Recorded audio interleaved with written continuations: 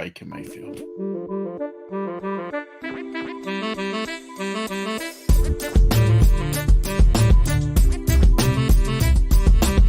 Hey everyone, Scott Hansen here from NFL Red Zone. I hope you're checking out 1 hour of 5 Yard Rush, one of the best podcasts on NFL football in the UK.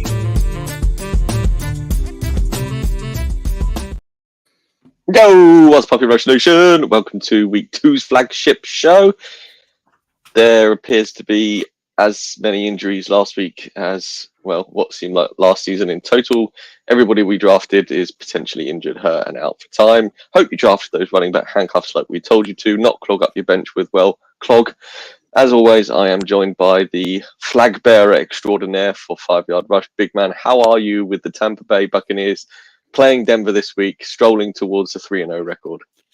I mean, mate, a pleasant surprise to win in Ford Field and get revenge on the playoff game at the weekend. And I never thought I'd ever see the day that Baker Mayfield was compared to Barry Sanders. But there we are. This is 2024.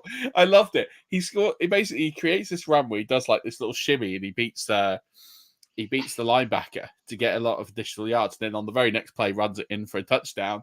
And they literally got a clip of Barry Sanders doing the same thing. And I was like, that is really taking the mickey. You've taken a quarterback who, let's be honest, is becoming more mobile as the weeks go on, and fair play to him. But hasn't been necessarily known as a mobile dual threat quarterback. And then whilst he is scoring the winning touchdown, as it turns out to be, at Ford Field, you've then referenced a legend of Ford Field.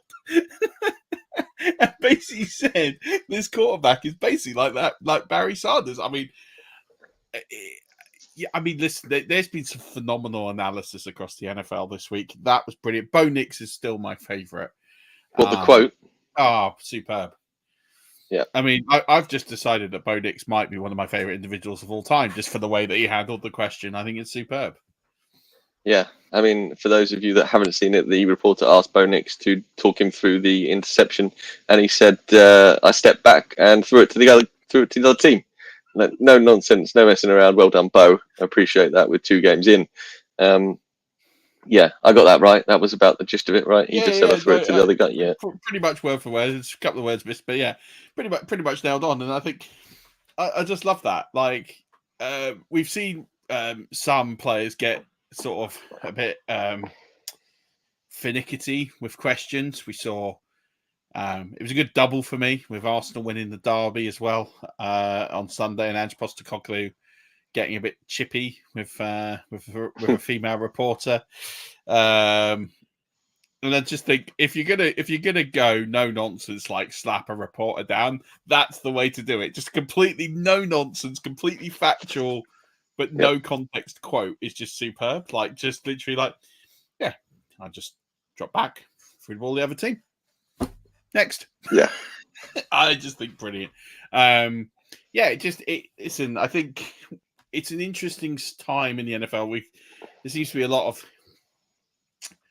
annoyance with all these injuries that have occurred, and there is a large amount of injuries that have occurred, of course, but I think on top of that, you've also got this sort of scenario where you've got people quite happy with where they are with their teams and their builds. And then I guess now we're starting to get into the point where we need to analyze what we did well, what we didn't do well. And I'm not saying we overreact, but we have to start week 2. If you don't start making changes to your rosters over the next few weeks, you're going to struggle. So part of this, I've pulled up some advanced analytics.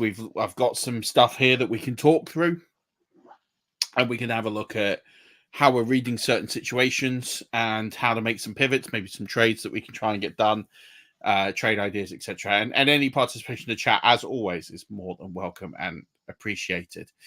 Just before we do get started, I do want to give an apology to those waiting on FFCC results. So I am nearly done. So all the main draw is done. And everyone that then drops into the plate, I have all that configured and done. I'm just doing the Squid Game stuff. So there's a little bit more the way here. It will be done tonight. I'm posted tonight, so if you're still waiting, if you're in the main event, if you have the link that I dropped in the chat, in your division chat last week, then you can access that and you'll be able to see what the scores are, but I'll do a full reveal of stuff. ASAP, Stocks, you won your matchup. Yes, you're in round 3. I take that, cheesy.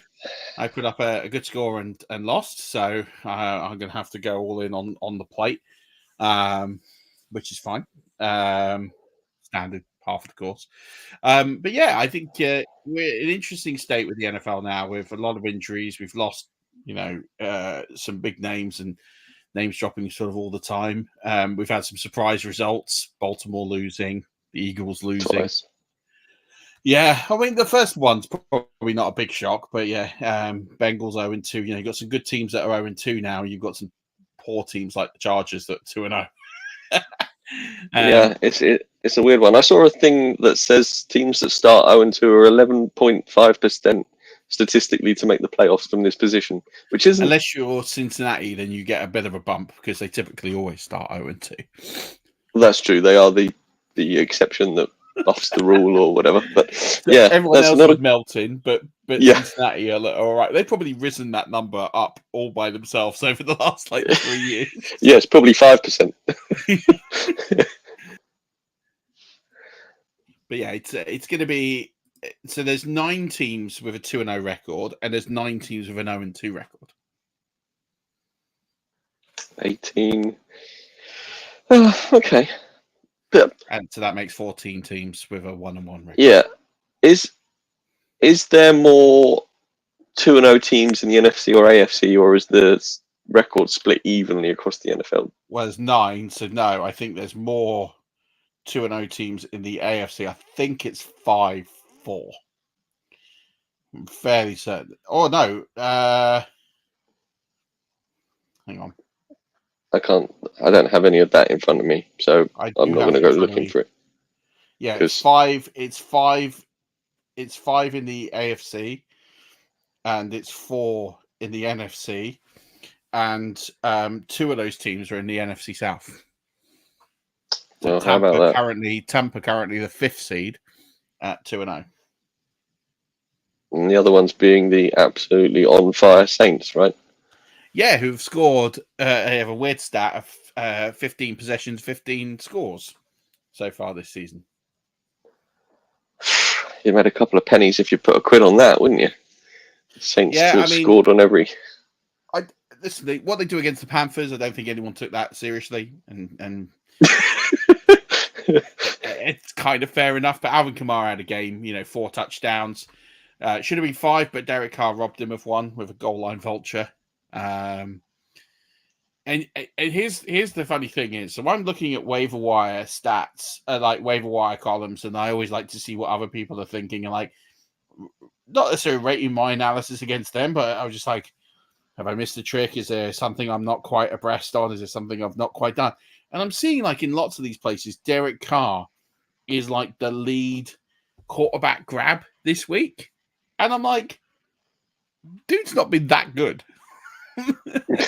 Like, I'm not saying he's been bad, but my point is that, and I said this on the waiver wire show, that the Saints are not going to play any better than they are right now. This is like peak scoring on every possession. Derek Carr this season, in this season has thrown. I'll just find the total number. He's 30 for 39. That's a cracking percentage. Don't get me wrong, it is, but that's also less than 20 attempts a game. So that is a problem. He has 443 yards passing. So that's 221.5 a game. That's not really going to get it done. He has 5 passing touchdowns, which is 2.5 a game, and 1 interception. Now, that's not bad. Like, I'm not sitting here saying, oh, Derek Carr's terrible. When he's, I don't want people to take me out of context here. But as the top quarterback fantasy ad this week, a guy throwing 220 yards and 2 touchdowns a week with no rushing upside. He has rushed this season.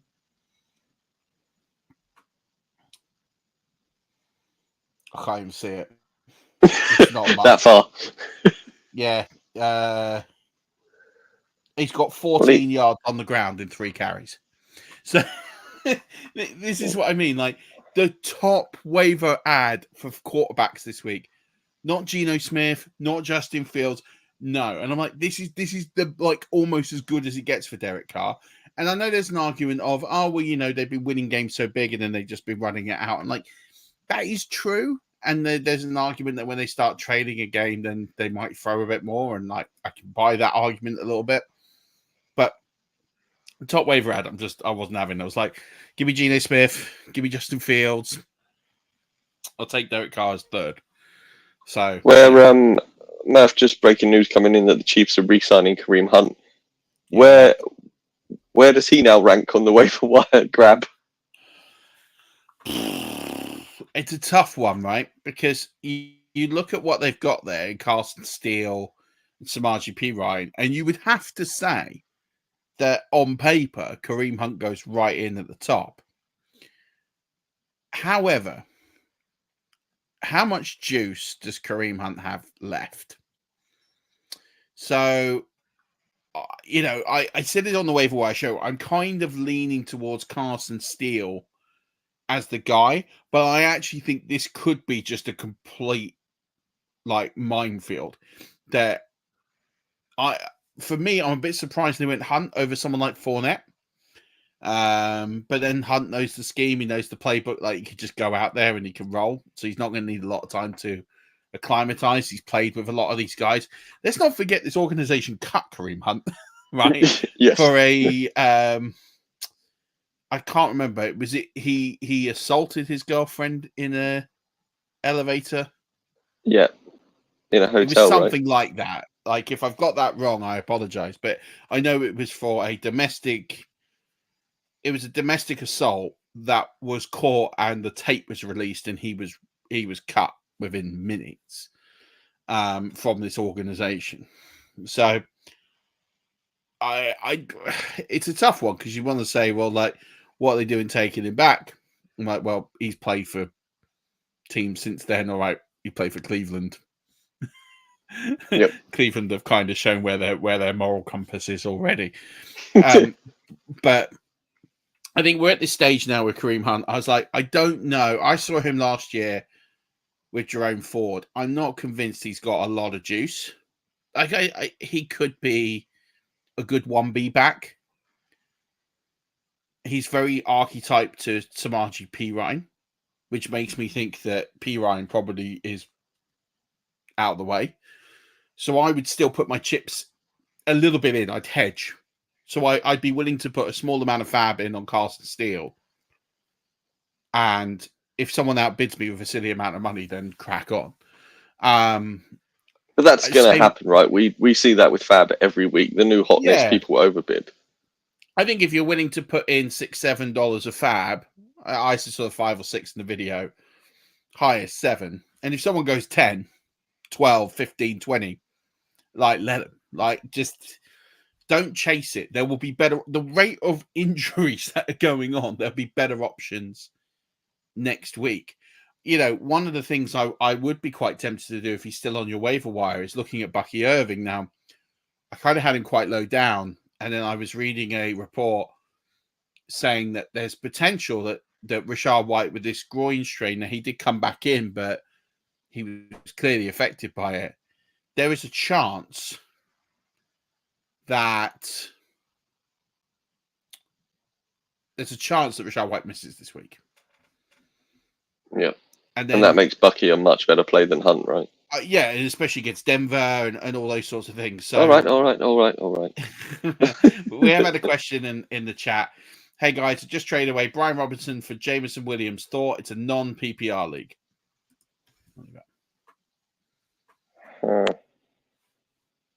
Brian Robinson's been good. Yeah, yes. Yeah. Like, Amon-Ra had a better week this week. I don't actually know Jameson Williams' stats from this week just gone, but unless you are stacked at running back and the way the running backs are in trouble at the moment, I don't know. I think I want the Brian Robinson side of that. Yeah, I think if you told me if it was PPR, I'd probably swing back the other way. But given that running backs are a commodity, Listen, I think this pod has proven, unfortunately, and I don't quite know how it's happened, but we are Brian Robinson fans. We think that he is going to, and apologies, I'm just pulling up something. For me, he was a massive buy at what he was in the draft. He was a massive buy range. And I think for me, I'm just not inclined to give up on him because he's clearly the dude there. Hang on, he's posted, I'm really stacked. My starters are at RB, Barkley, Gibbs, and Mason. Well, Mason is only a few weeks stash play. Like, he is really, you're going to get 4-5 weeks out of him. I don't hate it. I mean, I'd have to know what your sort of wide receivers are. And the one thing we don't have is context here of the whole roster. But I don't hate it because it's not like you've got a bad player. You've got a player really on the rise who's had 2 very, very good weeks. But having said that, I also think, he is being Brian Robinson Jr. at the moment is in standard scoring. And that's what I was trying to pull up, is RB11. And he's had a 14.9 point week and a 13.6 point week. And that 14.9 point week was against probably one of, if not the best run defense in the league. So I think there's good weeks ahead for Brian Robinson Jr. So I think that consistency piece is a big one to trade away. But as we've seen through 2 weeks, Jameson Williams is that upside player. He can give you that real big sort of boom. Let's see who you've got here. So you've got Moore, Waddle. Yeah. I mean, you've got a lot of guys on your bench. You've got a lot of like Ross Coxey. But now I see it, right? You've got Adonai Mitchell, Brian Thomas, and so you're thinking of a guy that's going to put you over the top. And I can see that. I don't hate it. I would rather have, I'm with you, I'd rather have Brian Robinson, but it's not like you've been fleeced here. I think it's all down to preference. Bill, my buddy Bill, Robinson, yes. And then he's put, I have Hall and Cook. Should I offer Mason as trade bait? CMG manager has neighbors. I mean, I love that. If you could get it, I would. I'm assuming that's PPR, right? So I do love that. Like, I think if you get him as PPR, if it's standard, I'd probably see what you can get for him. But yeah, but George, back to George. I like your roster, man. I think it's decent. Like, if I go back to this, I think I can see it both sides. I don't think you've lost out, but I think for me, given the amount of injuries, you're one running back injury away from being FC UK'd at the position. But you have got Irving there, who might be a good play for week 3 if White misses out. So, but then the way it's going, if you end up, if James Conner or Kyron Williams gets injured, then you've got those positions covered. So, bit of a gamble, but I think it's a reasonable gamble because you are chasing that upside in Williams. But yeah, back to Bill. Yeah, I mean, I think you could offer Mason as trade bait for Neighbors. I'm sure he's probably saying no. I'm going to talk about Neighbors and his ridiculous target share in just a bit. But again, I think you've got Hall and Cook who had phenomenal weeks and are really cooking right now. It depends who else you've got behind. But yeah, if you can get something for Hall now, or Mason now, you've got probably 4 weeks to use him and trade him. And his trade value will go down every week. So every single week that we go towards Christian McCaffrey potentially coming back, his value is going to go down. Yeah. Oh, talking of the Giants, the stat of them being the first team in NFL history to score 3 touchdowns, not concede a touchdown, and still lose is ridiculous. It's only the Giants. I know. That's the Washington kicker had himself a game. I can't remember. No, especially considering he's just come off the sofa, like because they cut their kicker last week against the Bucs. No. Yeah, KJ Orr got cut. It's Austin Seibert. He literally signed Tuesday, Wednesday. Wow. Okay. So he's come straight off the bench. It's like, cheers, guys, I'm here. That's ridiculous. That is even more ridiculous. Look, Austin gosh. Seibert. And the thing is, in those leagues like the FFCC, where kickers score loads, no one's drafted Austin Seibert because he didn't have a team. So all those points just casually wasted in the void that no one can touch. God, the void. Come on then, as we're talking about the Giants, tell me this about this Malik Neighbours ridiculousness. So Malik Neighbours currently leads the NFL in target share. So he has seen over 2 games 25 targets already, which is better, I think, only by Cooper Kupp. And he is seen 35.7% target share, which is the most in the NFL. 35%. 3 players. Yeah, 35.7%. He's just ahead of one player, and then there's 3 players above 30. Can you guess who the other 2 are? Cooper Kupp, didn't he have 21 targets week 1? Yeah. So he's got to be there. So he's 35.5%. And then 2 more. No, 1 more. So Neighbours, Kupp are 1 and 2. Oh, He's okay. third in target share, and he's the only other one above 30%. Okay, so I know. Didn't Keelan Allen have a lot of targets week 1? Cortland Sutton had something like 12 targets week 1. Yeah. It's not him. It's not him. Okay. Is it a name I should be picking out? Or is this is this rogue? Like, say. So let's put this way. He wasn't going in the first 4 rounds of fantasy drafts. oh, for the love of God. What about Istavas for the Bengals? He's had a few targets. I know it's not him. Okay, not going in the. Okay, I'll narrow it down for you. They're on. He's on a 2-0 team. I mean, that doesn't. I've narrowed it down to like 18 players. It's pretty good. Players and Max Verstappen. No, not him. Oh, God. And you're going to have to tell me, Murph. We're going to lose viewers and listeners and Chris all sorts. Chris Godwin. Oh, that clue could have been much better, if I'm honest. Well, yeah, I could have said, "Oh, I've got his jersey hanging up in the wardrobe." 32.7% is Chris Godwin's target share at the moment. Absolutely balling out in that Liam Cohen offense. And if you listened and tuned in, we talked about Chris Godwin. We talked about Deebo Samuel as players that we're talking about. Deebo Samuel is going to miss a couple of weeks, which is unfortunate. Deebo Samuel's 4th on this list, 29.2%. But there's other players. So Keenan Allen is in there. He's 11th. One player we should talk about who we were quite high on, and a lot of viewers are going to panic on, and I'm just saying don't just yet, is Michael Pittman. So I get Michael Pittman's not had a great season, and a lot of that is down to the quarterback play of Anthony Richardson. Having said that, he has still got a 28.3% target share. Yes, he only has 52 yards. That's not good.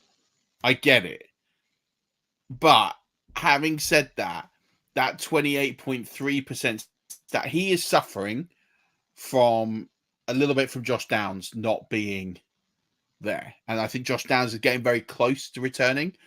And I think what happens is, with the way that they are set up and schemed, they don't really, all they've got is deep ball guys and Michael Pittman. And they're lacking kind of what I said about the Ravens with how they were using Isaiah Likely and Justice Hill because they don't have a bona fide slot receiver. Kind of the Colts are in a very similar place. Anthony Richardson doesn't have anyone short to intermediary. Don't forget they lost their tight end start of the season or preseason, so they've been running Mo Alley Cox, but they're not a big tight end usage team. So they're really struggling with some easier throws to Anthony Richardson, which is why every time he's got the ball, he's just rocket launching it, because you're basically putting 2 people on Michael Pittman and he's struggling to beat a double coverage. And then you've got the only success they're having is with Alec Pierce and Ashton Dulin well over the top. So they need Josh Downs in there to be a disruption and to start drawing coverage.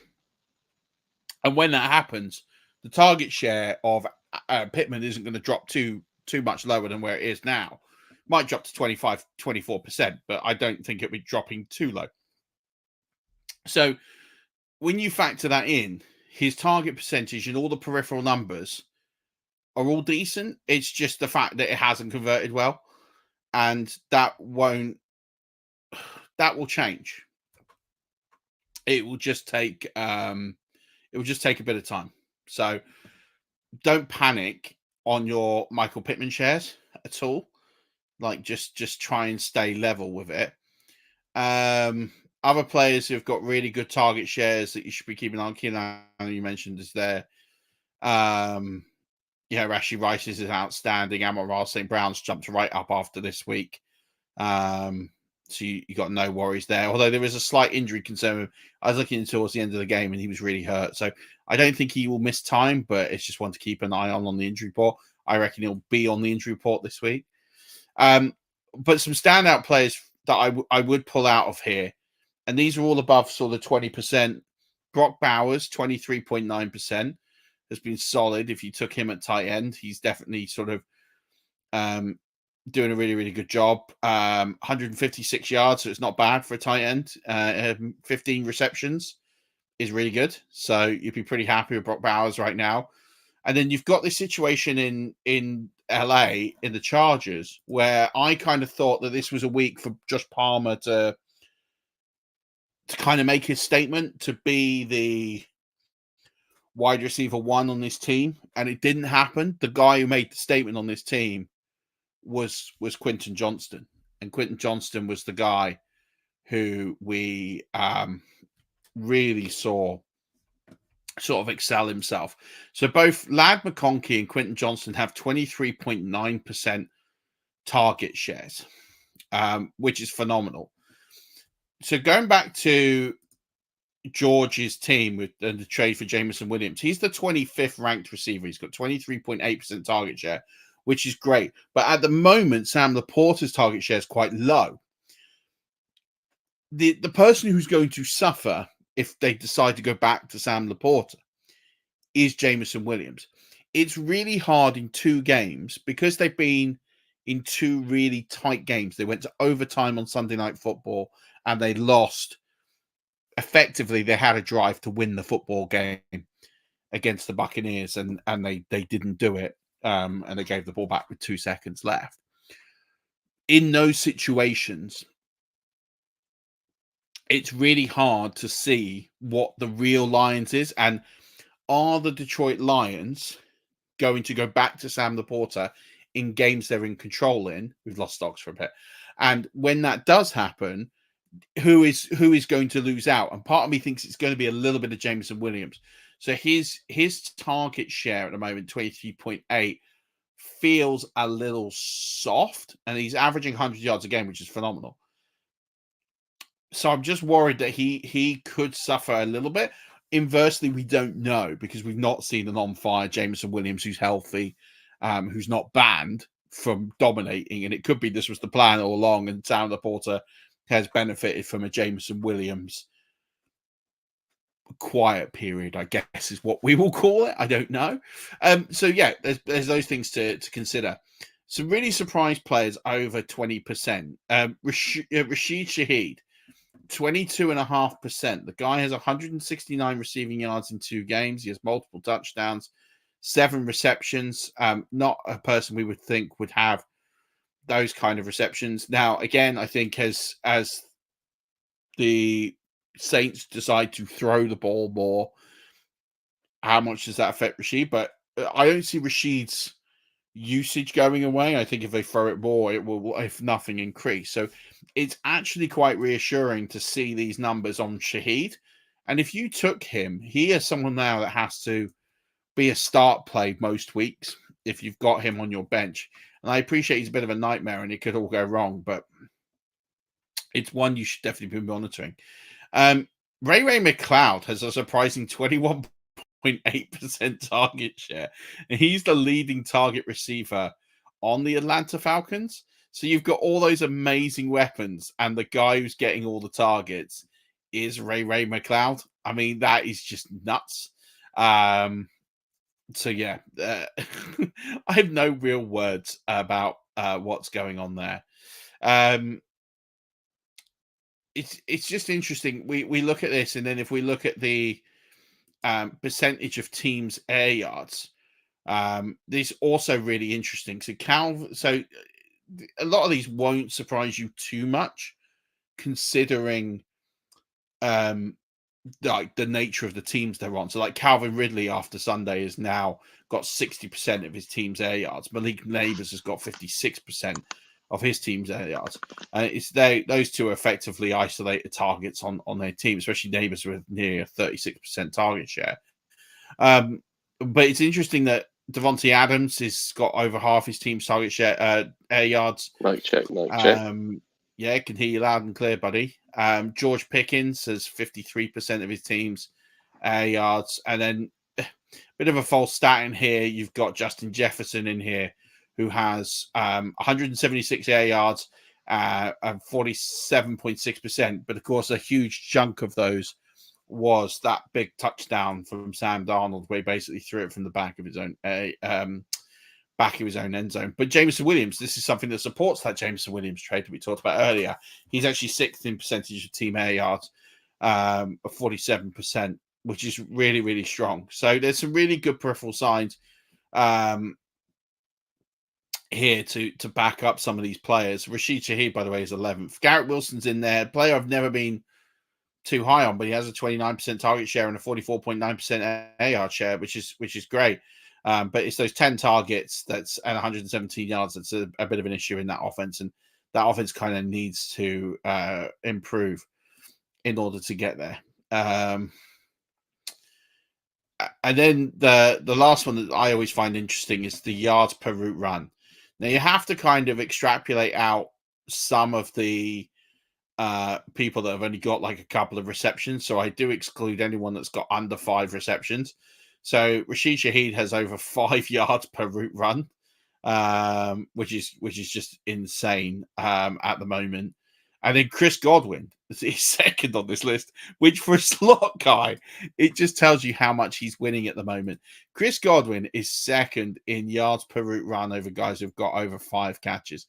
He's got 15 catches, 200 yards, and he's got a 4.65 yards per route run as a slot guy.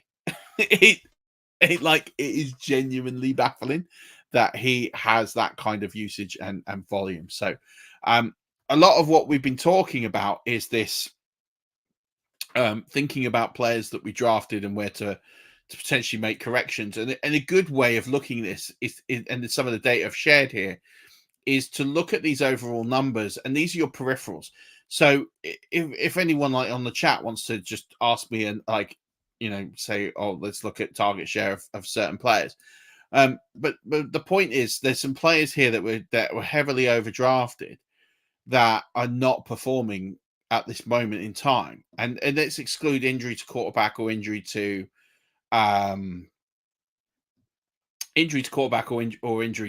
themselves. See, there's a couple of players here that are really not performing great guns right now. Cortland Sutton is one.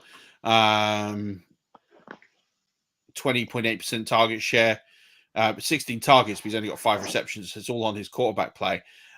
Same with Deontay Johnson, 12 targets, 21.1% target share, but he's only got 5 receptions. So a lot of that is on the play of the quarterback. That's kind of holding him back a little bit. There's some that are game scripts. So Chris Olave.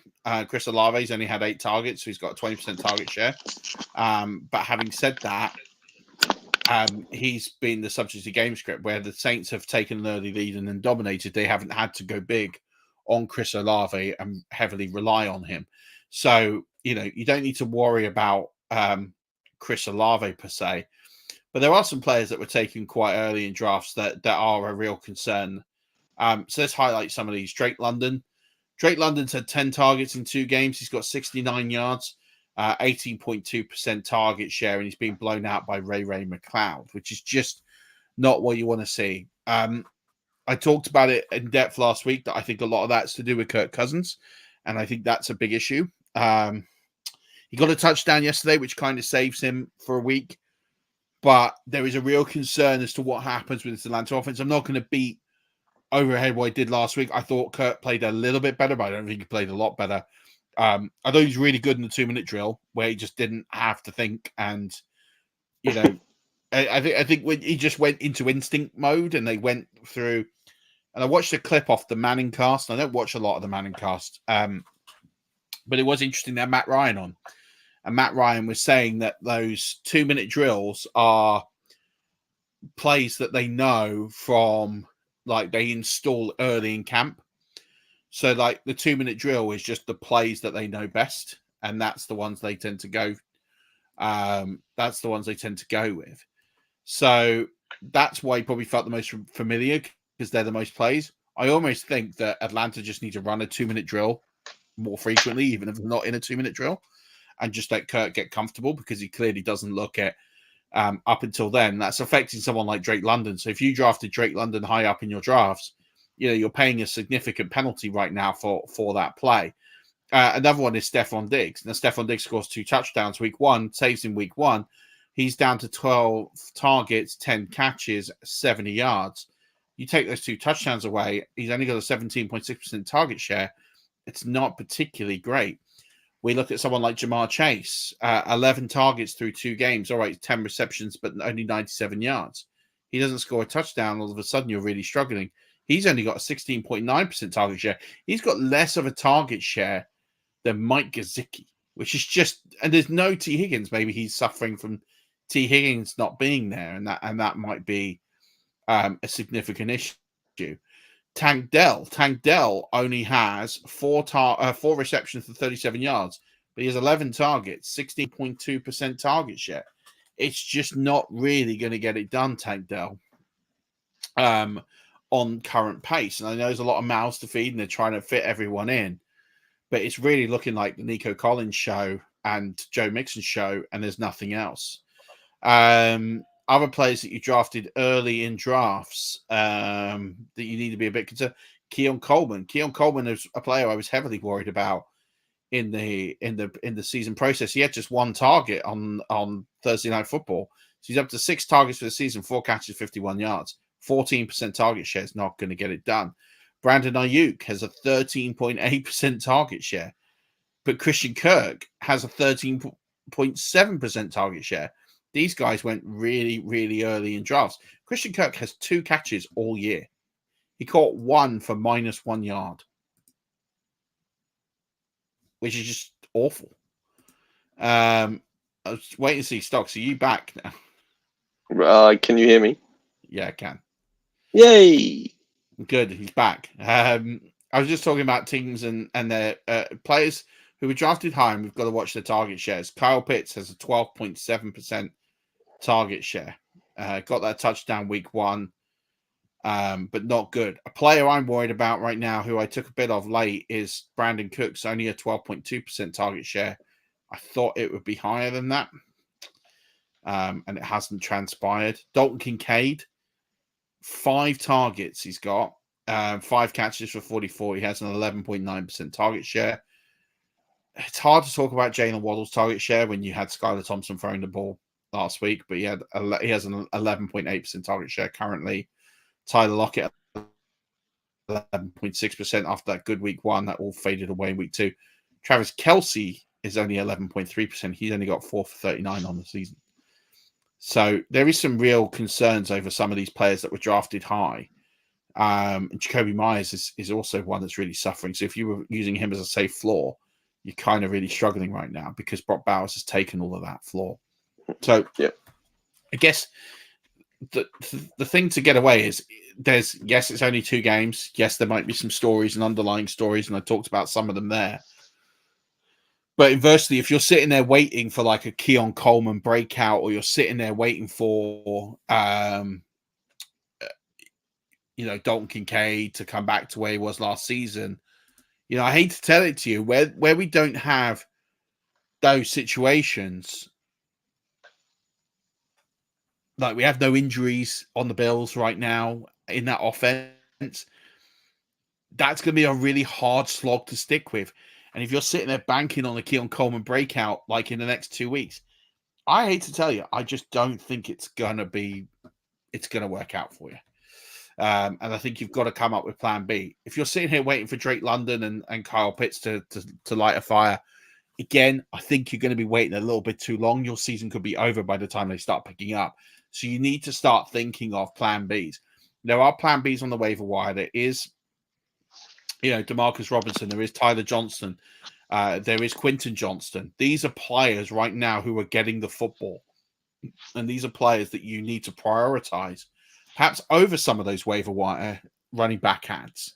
That actually you think if you're sitting here waiting for a Keon Coleman, a Drake London, a Kyle Pitts, a Deontay Johnson, even a Marv Harrison. I know he scored like a boatload of touchdowns and yards, but that doesn't. He had 1 week he had nothing. He had another week where he's eaten. Don't necessarily take it as we don't know what the baseline is yet. But if you're sitting here trying to work out like what to do with some of these players, even someone like Terry McLaurin, who has 8 catches, which is fine, but he's only got 39 yards.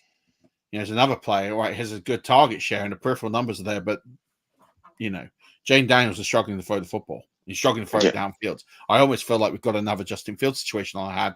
His completion percentage wasn't too bad in their win against the Giants. So I think when you've got these players, you need to start picking up these guys on the waiver wire at wide receiver, like a DeMarcus Robinson. Like if Shaheed's on there, he's a must-add. Quinton Johnston is a must-add. These are guys that are going to, Tyler Johnston, these are players going to get you the time that you need for those players to click. If you're sitting there just putting Drake London and Terry McLaurin in your lineup every week and Keon Coleman, and you're hoping that's just going to do it, I hate to tell it to you that right now, everything I'm seeing, it's not going to pan out for you in a good way. And when it does, it will be too late. So I almost think you need to start thinking about pivoting. And you've got players on the waiver wire this week who can buy you some time. Yeah, these guys that you just mentioned, it feels as if this is a 2-week play because everybody apart from the Rams receivers, because of necessity, I feel as if people are giving these guys you just mentioned, they want to see 1 more week. And that 1 more week, when it does come, they won't be available. So now's the time to go and get them, as opposed to the Rams guys who are going to play this week because there is nobody else. 100%. Well, I think DeMarcus Robinson was added quite a bit last week, but he's still available in like 75% of leagues. Tyler Johnson is still heavily out there, and he's going to play a lot this week. You mentioned someone like Tutu Atwell. Maybe he does come into this week and gets a go. I'm not so sure because Tyler Johnson's there, but you never know. But Quinton Johnston, to me, looks like a guy who's going to be a play for the rest of the season that we can chalk off what we see. And I get it. They played the Panthers. It was a push lineup, but that was a lineup that they could have peppered Josh Palmer. All the noise was that Josh Palmer's going to be the one. And what we've seen out of 2 weeks is it's Quinton Johnston, it's Lad McConkey, and Josh Palmer's not a thing. Like Josh Palmer can go off your roster. That might come back and bite you in the backside.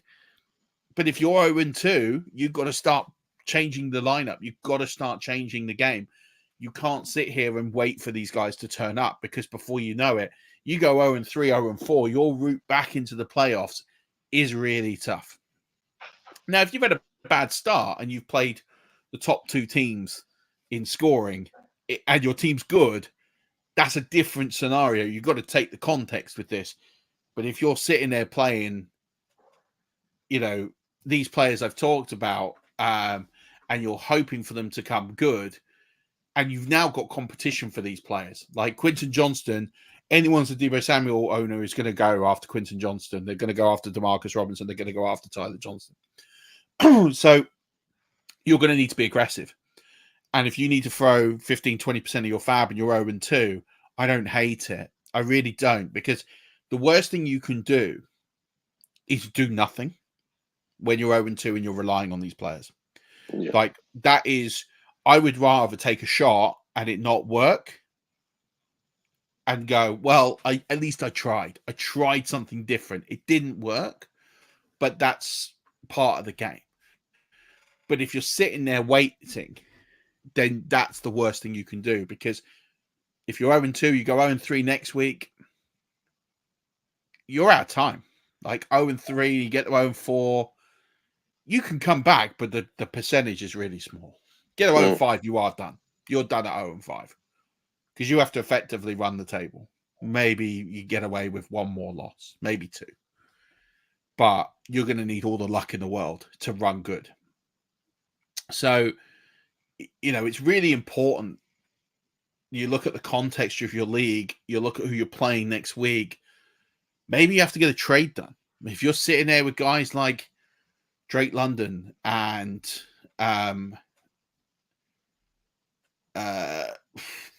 some of the players I've mentioned, I sort of did a bit of a blank there, but Josh Palmer, Terry McLaurin, Kyle Pitts, even Marv Harrison, Deontay Johnson.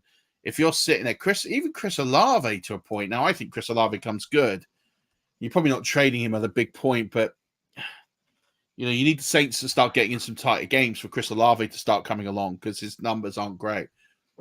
So I think we're in a situation now as a roster. You've got to start thinking about how you can utilize and make plays, and maybe you start swapping some of these, potentially for running backs. One of the things I've got here is running back percentage of snaps played as a team, and I've got it's called the bell cow stat basically. And there are some really alarming numbers in there for players that were drafted very, very high. There's some stories to be told about some of these for sure, but there is a deep concern about some of these players. So again, that plays a part into it, that you have to review your roster. We could do running backs in a minute, but what about you? What are your thoughts on, if you're sitting there with an 0-2 team, what would you do, Stocks, in this scenario? Yeah, it's one of those things where you need to, you have to be proactive, and you can't.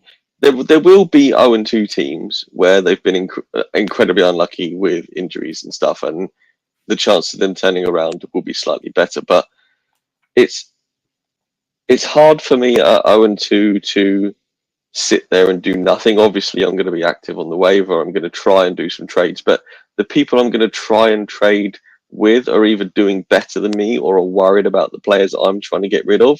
So I find this 0-2 point of the season really difficult to get trades done, because I'm trying to improve my roster by getting rid of the players that I'm worried about to people that are doing better and don't need to do those trades. So there is a really I find this part between now and week 6, if I'm in a bit of a bind, a really difficult time. Yeah. And I think there's some quick wins out there for you. So for me, I would be sitting there.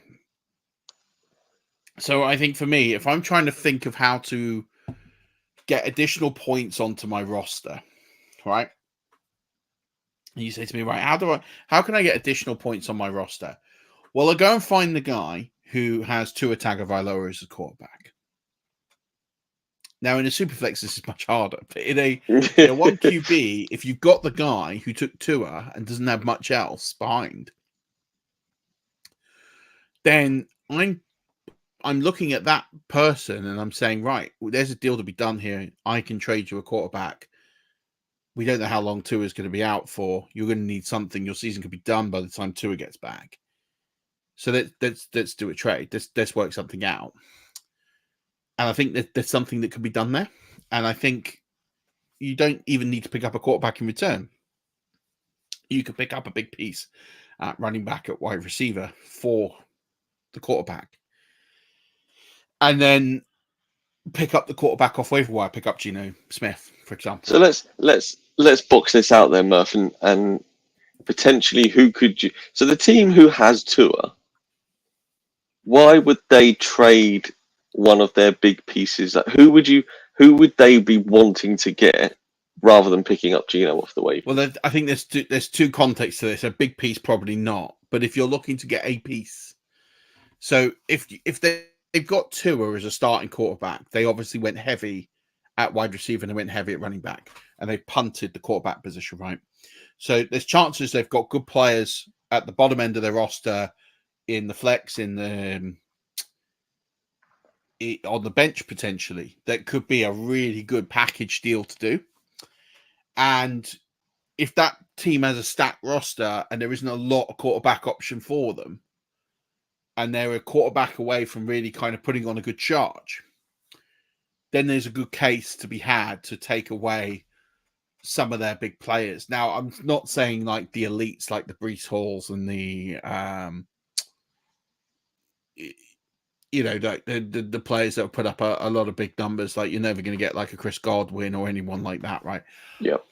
But let's try and come up with some realistic targets at quarterback. For me, I think you probably get a deal done. It'd be quite hard to get someone like Rashee Rice, but that might be something. Michael Pittman, who I think is an undercooked asset, that seems to me like if the tour owner has Michael Pittman, has been really spooked by the start, I'm sitting there going, and before anyone comes at me and goes, well, why are you sitting there, like you're worried about Drake London and Kyle Pitts and you're not worried about Michael Pittman? It's two big things about why I'm not worried about Michael Pittman. The first is his target share is just ridiculous. It's so high regardless, right? He's lacking a piece that is going to come back, is going to make his life easier. The second thing is the Colts are not going to play any worse than they are right now. They've got Shane Steichen, who's one of the best offensive play callers in the NFL. They are not going to be any worse than they are right now. So you are buying what I view a depreciated asset, a player who was drafted high, who has not performed, but there's a reason he was being drafted high. So I think you can tempt away. And if I was, I would be quite happy as sage advice, forget the tour argument and trading for a quarterback. I would be trying to acquire Michael Pittman this week because all his numbers, peripheral numbers, are all solid. What it lacks is a bit of production. But the story is really easy to tell. You get Josh Downs back, Anthony Richardson starts making some throws, the volume goes up a little bit, and all of a sudden Michael Pittman starts getting 100-yard games again. What's not going to happen with, say, someone like Drake London is every week Kirk Cousins will get a little bit better, but we don't know what that offense looks like. There's too much turnover and change. Ray McLeod is still the leading target shareholder in that team. Why? We don't know. A lot of it's probably to do with Kurt's injury. That could change, but we need something to happen, i.e. Kurt to get healthier or Kurt to get more confident for that to change. So something has to actually change from what's going on right now. What only needs to change for Pittman is a receiver to come back and Shane Steichen to figure it out, which I back Shane Steichen to do over almost any offensive coordinator. Again, I don't think you're going to see the Colts will not play any worse than they are right now. It will only go up from here. Now, I'm not saying they're going to make the playoffs or anything like that, but their play is only going to go up from here. So you can buy, for me, Pittman owners will be sweating right now, and I'm telling them not to because I think that 28% target share is massive. The 15 targets in 2 games is massive. It's all going to come together. It's not going to take a long amount of time. And that's why I look at him and think that's an asset that I really want to be out there. So whether that's two owners got that, or whether you think you can just release him from his current team, you've got an owner that's spooked about the Colts play, and they're spooked. Like, just buy in on it, because I think you can get him at a very good value. I think you could probably trade someone like a George Pickens, someone like Jameson Williams potentially for Michael Pittman. If that would be a phenomenal trade. If you could trade Jameson Williams for Michael Pittman, I'm slamming that. I think that's a great bit of business to do, and I think you'll come out ahead as a Pittman owner. Other players. I think you go ahead. I was just going to say, Murph, we were talking about Tua, and the Dolphins have just placed him on IR. Oh well, there you go. I hadn't seen that, so. There you go. So he's not going to be back for 4 games. So now that makes that trade to the tour owner even more So you want to try and get a piece now because it's not now you've taken the guesswork out of it. This is really good news if you're trying to, if you and I don't be afraid to give up your quarterback unless your quarterback is the only two I probably wouldn't trade are Jalen Hurts and Josh Allen, maybe Lamar Jackson, but anyone else I'm probably quite happy to chuck away, and that goes to Patrick Mahomes. I think you could quite comfortably chuck those players away, get a couple of good pieces back to rebuild your team, pick up a Geno off waivers, or whoever's on waivers, and play that game. And I think you'll be better off doing that because I think you'll add points to your roster, and I think the depletion from whoever your quarterback is, unless it's a Hurts, an Allen, or Lamar Jackson, down to what you'll pick up won't be as much as what you'll hopefully add to your starting roster every week. And that's what you're trying to do. You're trying to think of net positive points. So attack the Tua owner, especially if that's their only quarterback. Now, if they've got two quarterbacks, that play doesn't really work. So then you have to think about depreciating assets that are going to come good. Michael Pittman, for me, stands out as the biggest depreciating asset that will come good out there based on his peripheral numbers. If you're looking for other players, I think George Pickens will only improve significantly. And he might be a player that you might be able to acquire because people are worried about Fields not throwing the football. Again, I think you acquire from free agency. I'd be aggressive on Quentin Johnston or Demarcus Robinson or Tyler Johnston. I think if you can try and get,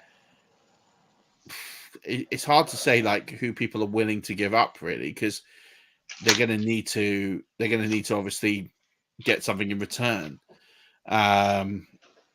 But you're going to have to be aggressive, I think, if you're an 0-2 team and you're sitting there waiting on Terry McLaurin, Drake London, all these sorts of players to get going because you're not going to have the time, especially if you had like Jordan Anderson on your team and he's like you're going to be out for a little time, or you're struggling. You've got like Jaden Reed and the Packers aren't going to throw the football, so Jaden Reed's kind of not really a big option, and Christian Watson, and you're stuck with all of these perennial pieces while you're sitting there waiting for Jordan Love to come back. So I think that's a really important part to try and think of. And then on the running back side, some potentially sort of undercooked assets. I don't think there's too many, to be honest, because I think the running back position is already getting quite weak. Obviously, the Jordan Mason owner is going to be looking to ship. So you might have to pay the price. If you're an 0-2 team, you might have to pay whatever price they're looking for Jordan Mason in the hopes that he stimulates your team enough to get some wins before he loses his job. And you might have to pay that price. In Dynasty, that's easy. You're going to have to throw a pick and you'll probably, give up a late second pick and you'll get him. And that might be more than enough. And if you've got designs of winning this year and you've started badly because you've lost CMC, then that's a trade you should probably do.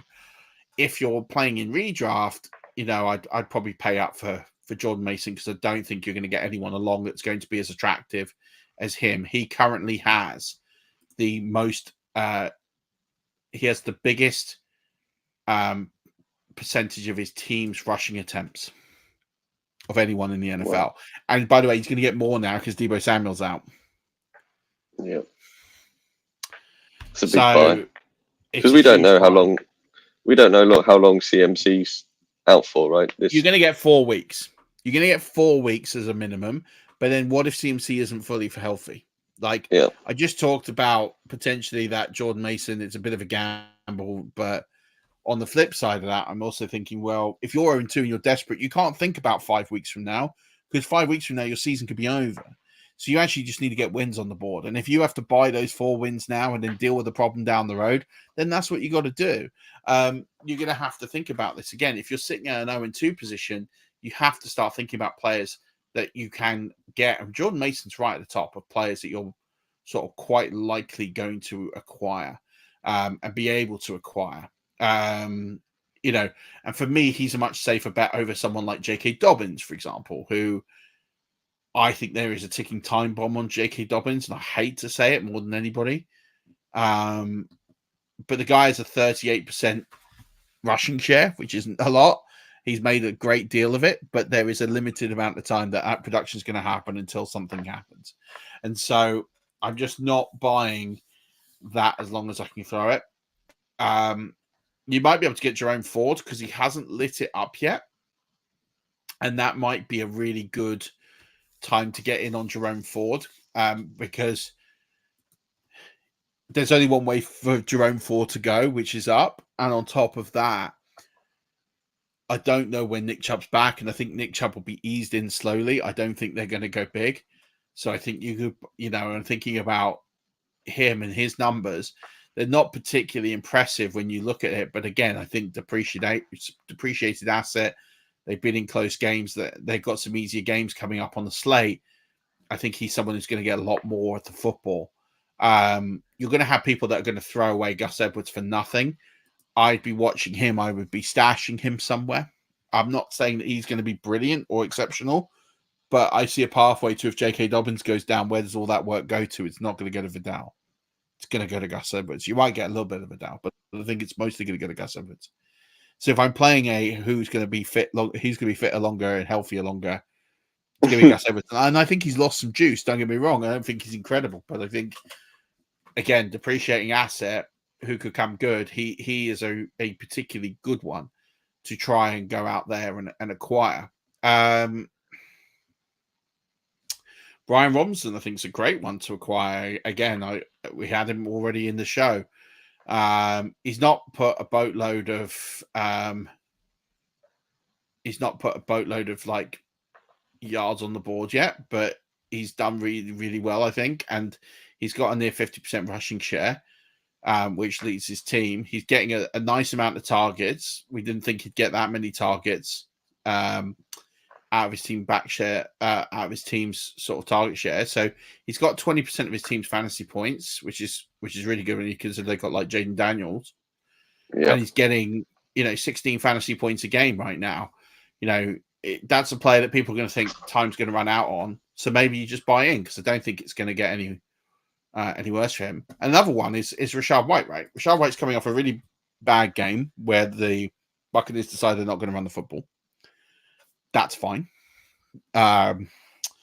People have been talking about, Bucky Irving's going to take over. Bucky Irving's going to take over. I'm telling you this for free. Bucky Irving's not taking over. Bucky Irving might get the work in between the 20s, but all the high-value touches in this team are all going to Rachaad White. So Rachaad White might miss week 3. He might miss week 3. I don't know. I'm a little concerned. He did go back into the game. I said this earlier.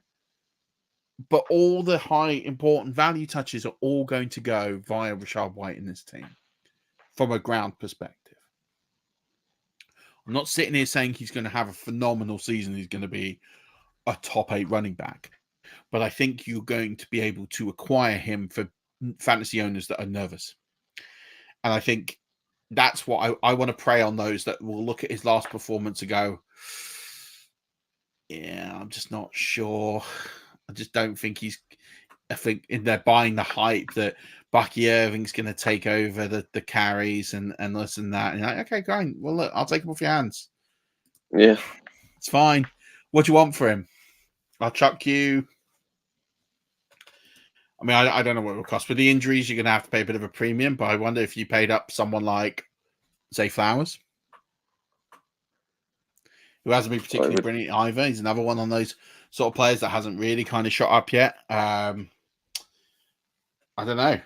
It's another one I consider sort of putting out there. So, I'm sitting there thinking about players who are declining assets and trying to acquire, and it's going to be impossible for me now because all the leagues I play and they'll listen to this and won't let me. But maybe even Travis Etienne's another one. He's got such a low rushing share. I think that's only going to go one way because it's been pretty poor going from the Jags, and I think they'll only get better. I say that I think they've lost their last 7 or 8 games that Trevor Lawrence has started in a row. It's a pretty bad run. It's not been good at all. But yeah, there's some players I would be looking to target and picking up on ASAP because I think they're going to be very, very useful to you. And then the Jalen Warrens and Tajay Spears it's hard to see which way they're going to go right now. They haven't been as effective as we like to be. Rico Dowdle's out there in on waiver wires. I think he's still owned in under half of leagues. He's going to usurp Ezekiel Elliott in the next 2 weeks. So again, looking at those peripheral numbers, everything's trending Rico Dowdle's way. So, yep. There's some players. I guess we're reaching out to those that are 0-2, right? I've done a lot of talking. I should let you talk.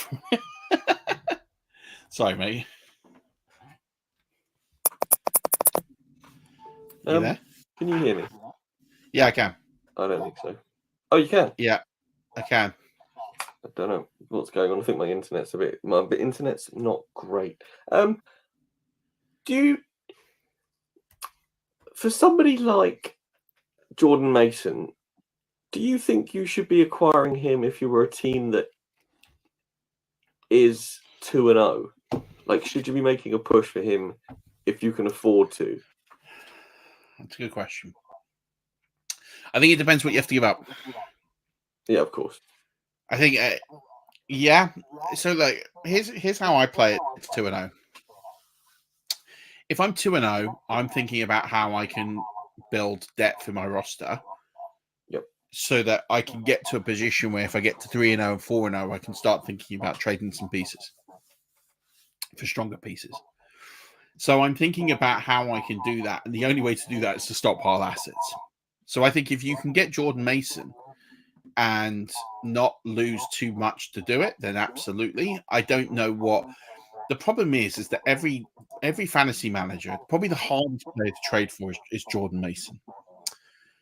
Because I think if you're an 0-2 team, you're going to have to give up a good piece for Jordan Mason. I think you're going to have to do that.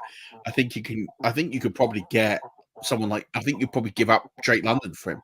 And I think people will think that's mind-boggling to do that. But if Drake London isn't going to get you where you need to get to in the next 4 games, and Jordan Mason is, then you're going to have to do it. And then you just have to solve that Drake London piece later. Like, you're just going to have to figure out a way to do that.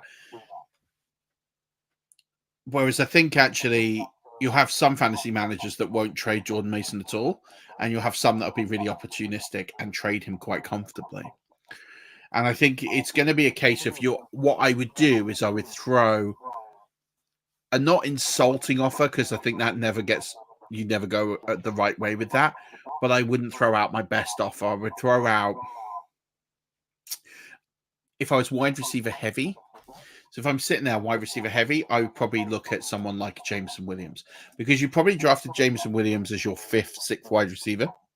He's probably performing right now as your 3rd best wide receiver. There's a pathway to where he could go either way. He could either maintain where he is, or he could go down. I don't know which way it is. I'm being brutally honest. I genuinely don't know.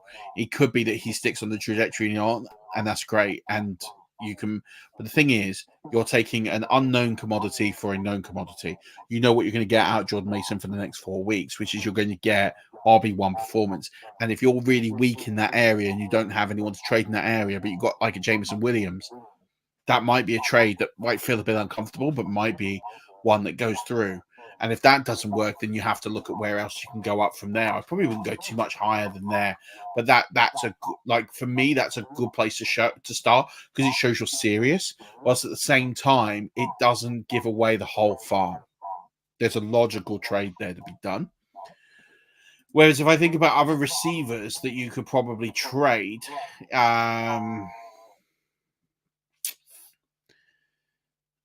hard one.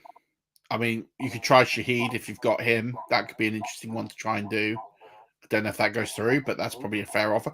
Calvin Ridley off his performance last week, that could be a good one to do. I don't know if I want to be tied to the Will Levis Express for too long.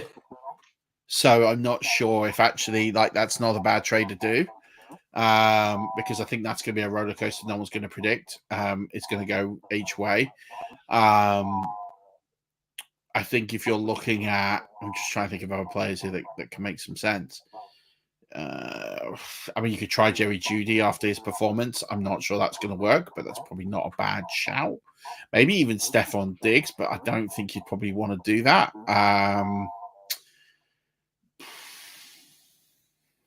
You could try the likes of Christian Watson and the other receivers that aren't Jaden Reed.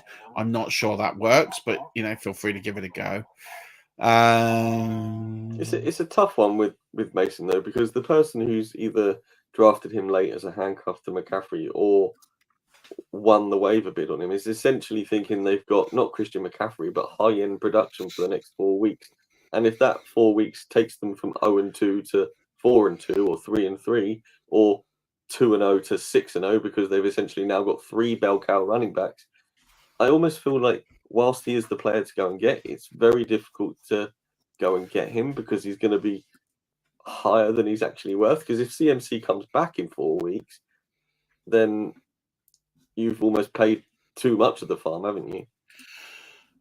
Yes and no. I think I agree with that in there's some sentiment that I absolutely agree with.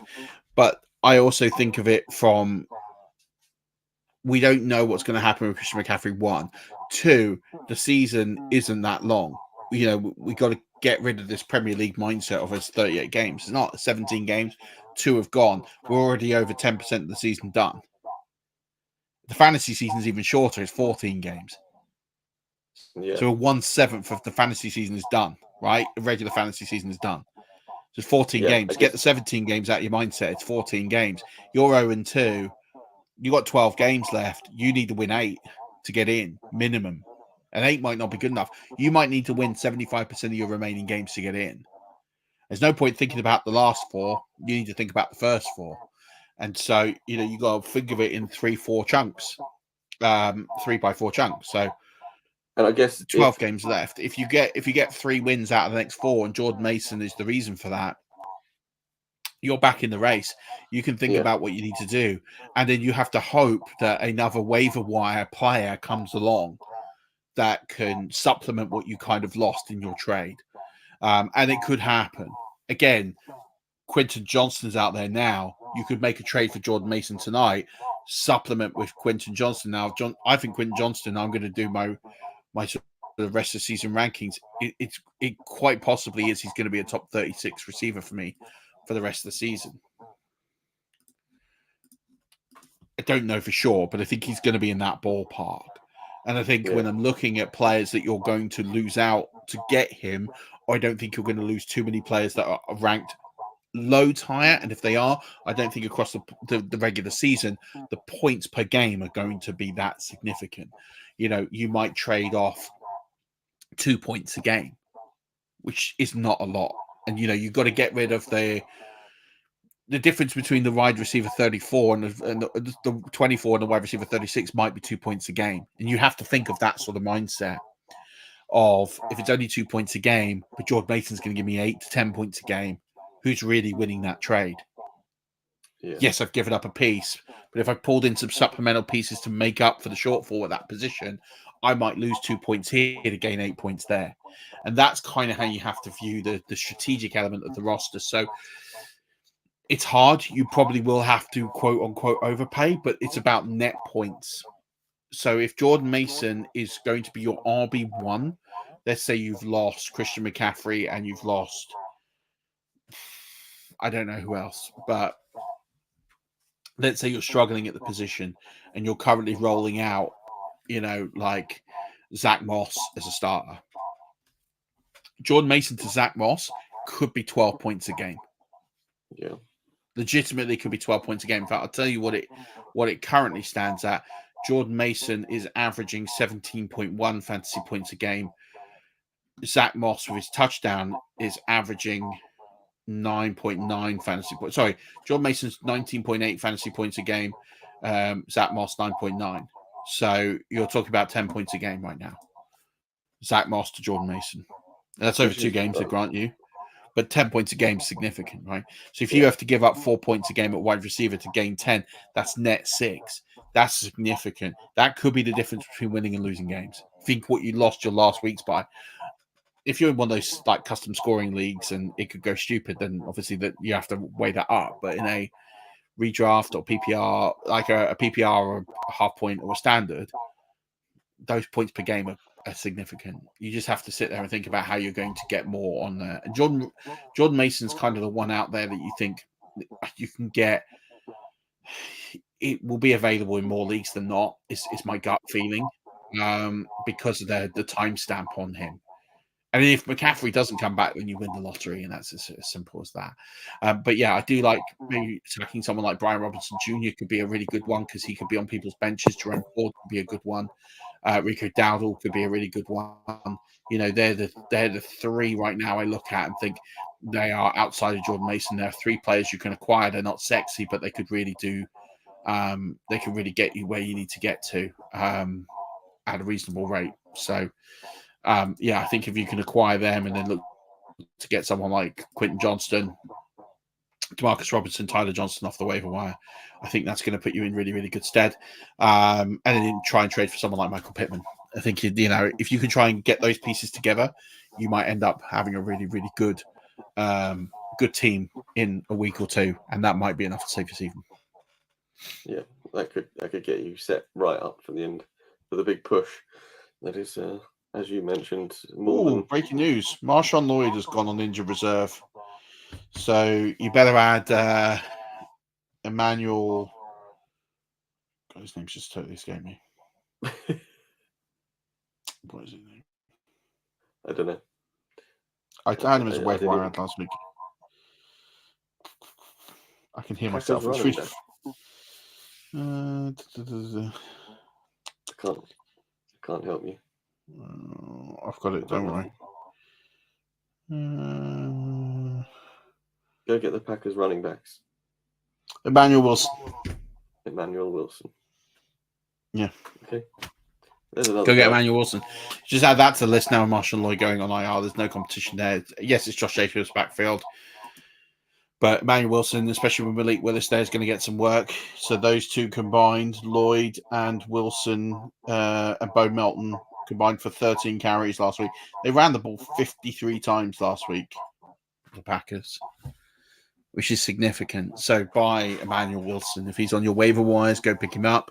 I'm not sitting here pretending like he's going to be a huge, but if something happens to Josh Jacobs and you're in a great spot, especially now Marshawn Lloyd's out for 4 games. Exactly that. Right, Rush Nation. That's going to do it for the week 2 review. Murph is still going to be in your inbox throughout the week, dropping the rest of the shows that he does religiously every week, and we appreciate you for that, my friend. Anything else? Or is that us? We jetting? I'm trying to think of anything useful. I hope it's been useful. It's a bit of a different episode than I think most people are used to. But I don't think at 0-2 it's too drastic to start thinking about like last chance saloon, because I don't think you've got long left. So yeah, I think just tune into the stuff that we're going to do the rest of the week, and we'll get start sits done. We'll get other pieces out to you, but yeah, just think about what your roster and how you can shape your roster. And also the wide receiver cornerback stuff I do, which I post on a sort of Thursday with Fantasy Pros, is something you want to get into as well. Absolutely. Right, Rush Nation, that is going to do it for today's show. It's been a good one. Murph, I appreciate it as always, my friend. But until next week, Rush Nation, don't forget, keep rushing.